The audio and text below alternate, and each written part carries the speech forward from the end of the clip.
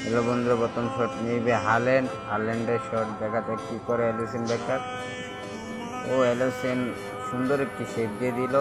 এখন আইসে এটিএমের সালার গোলটা সেভ দিয়ে দিল লিওনাল মার্টিনেস। এখন মেসি গোল, সুন্দর করে একটি গোল। আবার ওই দলে হাল্যান্ড চলে এলো। হাল্যান্ডের শটটা সেভ দিল মার্টিনেস, যাকে বাস পাখি বলা হয়। বেনিসিয়াস এসেছে টিপ নেওয়ার জন্য, গোল। এলিসন কিন্তু বুঝতেই পারে না। এখন চলে এলো ডি ব্রুয়না। দেখি মার্টিনেস বাস পাখি কি করে, আবারও সেভ। অসাধারণ সেভ।